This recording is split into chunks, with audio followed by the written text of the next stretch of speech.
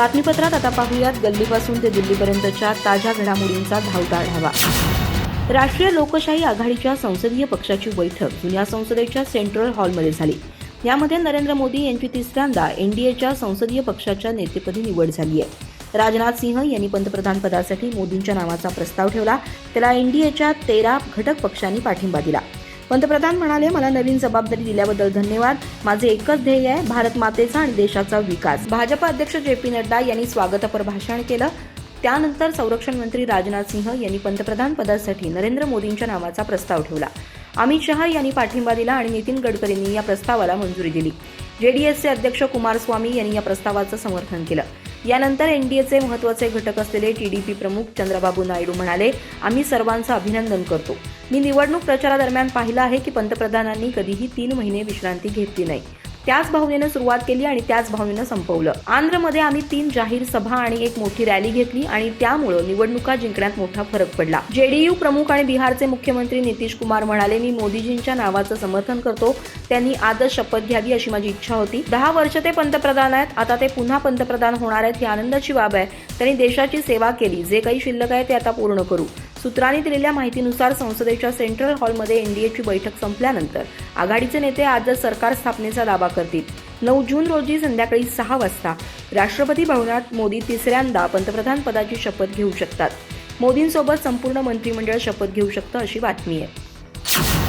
PM Modi तिसऱ्यांदा पंतप्रधान होण्याच्या तयारीत असताना मंत्रिमंडळाबद्दलही गोंधळ सुरू आहे। यावेळी भाजपला एकट्यानं बहुमत मिळू शकलं नाही, त्यामुळे मित्रपक्षांचंही ऐकावं लागणार आहे। आधी टीडीपी आणि जेडीयू या दोन्ही मित्रपक्षांच्या मागण्या पूर्ण कराव्या लागतील, मग आपल्या खासदारांना जुळवून घ्यावं लागेल। यासाठी भाजप यूपी आणि राजस्थानमधून मंत्री कमी करू शकते। टीडीपीला 4, जेडीयूला 3, एलजेपी आणि शिवसेनेला प्रत्येकी 2 मंत्रिपदं मिळण्याची शक्यता आहे। मात्र जेडीयूनं 4 कॅबिनेट पदं आणि 1 राज्यमंत्रीपदाची मागणी केली आहे। भाजप पाठोपाठ एनडीएचा सर्वात मोठा पक्ष जेडीयू आणि टीडीपीही सभापतीसह अर्थ मंत्रालयाची मागणी करत असल्याचं वृत्त आहे, कारण तपास यंत्रणा ईडी अर्थ मंत्रालयाच्या अखत्यारीत येतं। मात्र भाजप संरक्षण, अर्थ, गृह आणि परराष्ट्र मंत्रालय स्वतःकडे ठेवणार असल्याचं भाजपचे सूत्र सांगतात। पक्षाचे अध्यक्ष जे.पी. नड्डा यांच्या घरी झालेल्या बैठकीत हा निर्णय घेण्यात आलाय। भाजपचे सभापती पदही कायम राहणार आहे, तसंच निवडणुकीत जिंकलेल्या सर्व मंत्र्यांची पुनरावृत्ती होऊ शकते। मध्य प्रदेशचे माजी मुख्यमंत्री शिवराज सिंह चौहान यांना मोठी भूमिका मिळू शकते। निर्मला सीतारामन यांच्या जागी पियुष गोयल यांना अर्थ मंत्रालयाची जबाबदारी मिळू शकते। नव्या मंत्रिमंडळात 2 महिला मंत्र्यांचाही समावेश केला जाऊ शकतो। यापैकी दिल्लीच्या खासदार बन्सुरी स्वराज यांना राज्यमंत्री केलं जाऊ शकतं। ओडिशातून अपराजिता सारंगी मंत्रिमंडळात येण्याची शक्यता आहे। भुवनेश्वरमधून त्या सलग दुसऱ्यांदा खासदार झाल्यात।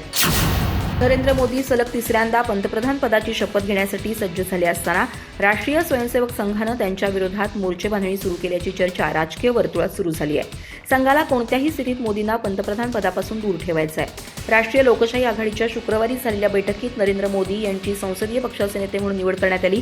एनडीएतील सर्वच घटक पक्षांच्या नेत्यांनी मोदींच्या नावाला पसंती दिली आहे। त्यामुळे मोदींच्या शपथविधीचा मार्ग मोकळा झालाय। पण दुसरीकडे लोकसभा निवडणुकीत भाजपचे घटलेले संख्याबळ पाहता संघ परिवारात वेगळ्याच घडामोडी सुरू झाल्या आहेत। राष्ट्रीय स्वयंसेवक संघातील एका वरिष्ठ पदाधिकाऱ्यानं नाव प्रसिद्ध न करण्याच्या अटीवर संघ परिवार एनडीएचं नेतृत्व करण्यासाठी दुसऱ्या नावांचा विचार करत असल्याची माहिती दिली।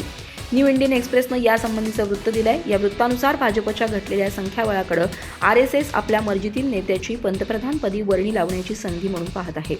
भाजपनं 2014च्या लोकसभा निवडणुकीत 282 जागा जिंकल्या होत्या। त्यानंतर 2019 मध्ये 303 जागांवर यश मिळवलं होतं।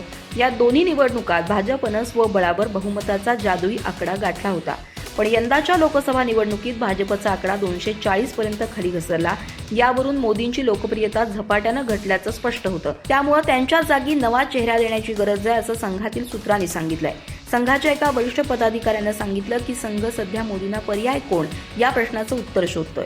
या प्रकरणी मध्य प्रदेशचे माजी मुख्यमंत्री शिवराज सिंह चौहान, माजी केंद्रीय मंत्री राजनाथ सिंह आणि नितीन गडकरी यांची नावं चर्चेत आहेत। पण यापैकी कुणाचंच नाव अजून निश्चित झालेलं नाही। राष्ट्रवादी काँग्रेस शरदचंद्र पवार पक्षाचे आमदार रोहित पवार यांनी अजित पवार यांच्या नेतृत्वातील राष्ट्रवादी काँग्रेसचे तब्बल 18 ते 19 आमदार आपल्या संपर्कात असल्याचा दावा केलाय। अजित पवार गटाचे 18 ते 19 आमदार आमच्या संपर्कात आहेत। यापैकी कुणाला पक्षात घ्यायचं याचा निर्णय शरद पवार घेतील, पण आम्ही विधानसभेचे जवळपास 30 उमेदवार आतापर्यंत फायनल केल्यामुळे या आमदारांना पुढील 15 दिवसात योग्य तो ठोस निर्णय घ्यावा लागणार आहे असं ते म्हणाले। रोहित पवार यांच्या या दाव्यामुळे महाराष्ट्राच्या राजकारणात मोठी खळबळ माजली आहे. महाराष्ट्रात पुढील काही महिन्यात विधानसभा निवडणुकीचे फड रंगणार आहे.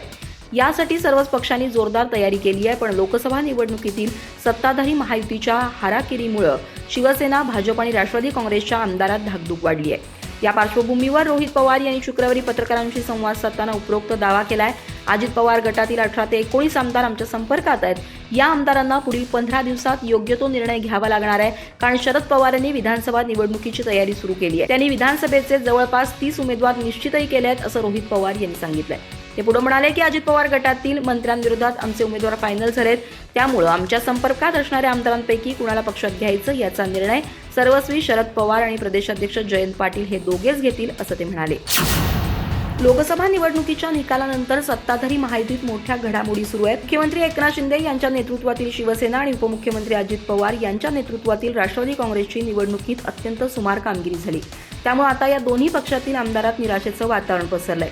विशेषतः शिवसेनेच्या शिंदे गटाचे जवळपास 6 आमदार स्वगृही म्हणजे उद्धव ठाकरे यांच्या गोटात येण्यास तयार असल्याचा दावा सूत्रांनी केलाय. या दाव्यामुळे विधानसभा निवडणुकीपूर्वी महाराष्ट्रात मोठ्या घडामोडी होण्याची शक्यता आहे. यासंबंधीच्या वृत्तानुसार शिवसेनेच्या शिंदे गटाचे 6 आमदार उद्धव ठाकरेंच्या संपर्कात आहेत. हे सर्व आमदार उद्धव ठाकरे यांच्या उपस्थितीत त्यांच्या पक्षात प्रवेश करतील, अशी माहिती ठाकरे गटाच्या एका नेत्यानं नाव न सांगण्याच्या अटीवर दिली. या 6 आमदारांना ठाकरे गटात प्रवेश मिळाला तर त्यांच्या मागे शिंदे गटातील इतर आमदारही आपसुकच ठाकरेंच्या गोटात येतील असा दावा केला जातोय. असं खरंच घडलं तर मुख्यमंत्री एकनाथ शिंदे यांचं टेन्शन चांगलंच वाढणार आहे. दुसरीकडे ठाकरे गटाचे आमदार सचिन अहिर यांनीही या घटनाक्रमावर सावध प्रतिक्रिया व्यक्त केली आहे. ते म्हणाले की आमच्या संपर्कात शिंदे गटाचे 6 आमदार असल्याचा दावा आम्ही केला नाही. अनेक जण गत दिवाळीपासून आमच्याशी संपर्क साधत आहेत. त्यांच्याशी संपर्क ठेवायचा की नाही किंवा ठेवला तर किती ठेवायचा हा नंतरचा भाग आहे. तूर्त आमच्यासाठी हा विषय संपलाय. आम्ही आमच्याच सहकाऱ्यांना सोबत घेऊन विधानसभेची लढाई लढणार आहोत, असं ते म्हणाले. बारामतीचा जो निकाल लागलाय त्याबद्दल मी स्वतः आश्चर्यचकित झालेलो आहे. मात्र लोकसभेतील पराभवाची जबाबदारी मी स्वीकारतो. आम्ही जनतेचा विश्वास संपादन करण्यात कुठेतरी कमी पडलो, असं म्हणत प्रथमच उपमुख्यमंत्री अजित पवार यांनी निकालाबाबत भाष्य केलंय. तसंच मुस्लिम समाज आमच्यापासून दूर गेला आहे. आम्ही राज्यघटना बदलण्याची चर्चा झाली आणि आम्ही त्याचा प्रतिकार करू शकलो नाही, अशी कबुलीही अजित पवार यांनी दिली. अजित पवार गटाचे नेते सुनील तटकरे यांच्यासोबत आयोजित पत्रकार परिषदेत होते. यावेळी त्यांनी लोकसभेच्या निकालावर स्पष्टपणे भाष्य केलंय. यावेळी बारामतीबाबत बोलताना अजित पवार म्हणाले, निकालानंतर मी कुणाशी बोललो नाही. आम्हाला अपेक्षित यश मिळालं नाही. महाराष्ट्राच्या निकालावर आम्ही खुश नाही. निकालाची जबाबदारी माझी आहे. मला जनतेचा निकाल स्वीकारावा लागेल. मी निकालाची संपूर्ण जबाबदारी घेतो. सर्व आमदार आमच्या सोबत आहेत. एकही आमदार नाराज नाही. बारामतीच्या निकालाचं मात्र मला खूप आश्चर्य वाटतंय आणि बारामतीत असं का झालं हेच कळत नाहीये, असं अजित पवार म्हणाले. पुढे बोलताना अजित पवार म्हणाले, इतर मतदारसंघ सोडा, पण मला बारामतीत असं होईल ही अपेक्षा नव्हती. मुस्लिम समाज आमच्यापासून दूर गेलाय. राज्यघटना बदलण्याची चर्चा झाली आणि आम्ही त्याचा प्रतिकार करू शकलो नाही. आरक्षणाच्या बाबतीतही महायुतीला छत्रपती संभाजीनगर वगळता मराठवाड्यात एकही जागा मिळाली नाही. भविष्यात कठोर निर्णय घ्यावे लागतील, असं अजित पवार म्हणाले. युक्रेनचे राष्ट्राध्यक्ष व्होलोडिमीर झेलेन्स्की यांनी गुरुवारी पंतप्रधान मोदींना फोन करून लोकसभा निवडणुकीतील विजयाबद्दल त्यांचं अभिनंदन केलं. यानंतर त्यांनी स्वित्झर्लंडमध्ये 15-16 जून रोजी होणाऱ्या शांतता परिषदेत भारताच्या सहभागाचं आवाहन केलं. झेलेन्स्की यांनी सोशल मीडिया प्लॅटफॉर्मवर एका पोस्टद्वारे ही माहिती दिली. त्यांनी लिहिलं, मी पंतप्रधान मोदींना भारतात लवकरात लवकर सरकार स्थापन करण्यासाठी शुभेच्छा देतो, जेणेकरून ते भारतीयांच्या विकासासाठी काम करत राहू शकतील. आम्ही ग्लोबल पीस समिटबद्दलही बोललो. मला आशा आहे की भारत नक्कीच त्यात सहभागी होईल. याशिवाय झेलेन्स्की यांनी पंतप्रधान मोदींना युक्रेनमध्ये येण्याचं निमंत्रणही दिलं होतं. झेलेन्स्की यांच्या अभिनंदन संदेशाबद्दल पंतप्रधान मोदींनी त्यांचे आभार मानले. सोशल मीडियावरील एका पोस्टमध्ये मोदी म्हणाले, राष्ट्रपती झेलेन्स्की यांच्याशी बोलून आनंद झाला. सार्वत्रिक निवडणुकीत एनडीएच्या ऐतिहासिक विजयाबद्दल त्यांचे अभिनंदन केल्याबद्दल मी त्यांचे आभार मानतो. आम्ही दोघांनी भारत आणि युक्रेनमधील भागीदारी मजबूत करण्यावर सहमती दर्शवली. याआधी 5 जून रोजी झेलेन्स्की यांनीही पंतप्रधान मोदींना 3ऱ्या कार्यकाळासाठी शुभेच्छा दिल्या होत्या. स्वित्झर्लंडमध्ये होणाऱ्या युक्रेनच्या शांतता शिखर परिषदेचा उद्देश रशिया आणि युक्रेन यांच्यातील 2.5 वर्षांचं युद्ध संपवण्यासंबंधीच्या पर्यायांवर चर्चा करणं हा आहे. यासाठी युक्रेननं 10 कलमी योजनाही तयार केली आहे. या योजनेत युक्रेनमधून रशियन सैन्य मागे घेण्याची आणि युद्ध गुन्ह्यांसाठी रशियाला जबाबदार धरण्याची मागणी करण्यात आली आहे. मात्र या परिषदेसाठी रशियाला निमंत्रित करण्यात आलेलं नाही. स्वित्झर्लंडच्या परराष्ट्र मंत्रालयाच्या म्हणण्यानुसार आतापर्यंत 80 देशांनी या परिषदेत आपला सहभाग निश्चित केला आहे. झेलेन्स्कीच्या प्रवक्त्यानुसार 107 देश आणि आंतरराष्ट्रीय संस्थांनी परिषदेत सहभागी होण्यास सहमती दर्शवली आहे. संपूर्ण महाराष्ट्राला आनंद देणारी बातमी आहे। राज्यात वेळेआधीच मान्सून दाखल झालाय। हवामान खात्यानं मान्सून 7-8 जून दरम्यान राज्यात दाखल अंदाज व्यक्त केला होता। मात्र आता त्यापूर्वीच राज्यातील अनेक जिल्ह्यात पावसाला सुरुवात झाली आहे। कोकणासह मराठवाडा, मध्य महाराष्ट्रातील काही भागात पावसाच्या सरी कोसळल्या आहेत। आता पुढील 4 आठवडे राज्यात मुसळधार पावसाची शक्यता हवामान खात्यानं वर्तवली आहे। 6 जून ते 13 जून, 13 जून ते 20 जून, 20 जून ते 27 जून आणि 27 जून ते 4 जुलै अशा 4 आठवड्यात राज्यात मुसळधार पावसाचा अंदाज हवामान विभागानं दिलाय। या अंदाजानुसार 13 जून पर्यंत मान्सूननं संपूर्ण महाराष्ट्र व्यापलेला असेल। त्यानंतर पुढील 3 आठवडे महाराष्ट्रात सर्वदूर पाऊस कोसळेल असा अंदाज हवामान विभागानं वर्तवलाय। शिवाय सध्या पुढील 5 दिवसांसाठी हवामान विभागानं राज्यातील जिल्ह्यांना अलर्ट जारी केलाय। हवामान खात्याकडून पुढील 5 दिवसांसाठी जिल्हास्तरीय सतर्कतेचा इशारा देण्यात आलाय। येत्या 5 दिवसात मुंबईसह महाराष्ट्राच्या आणखी भागात मान्सून दाखल होईल असा अंदाज हवामान विभागानं वर्तवलाय।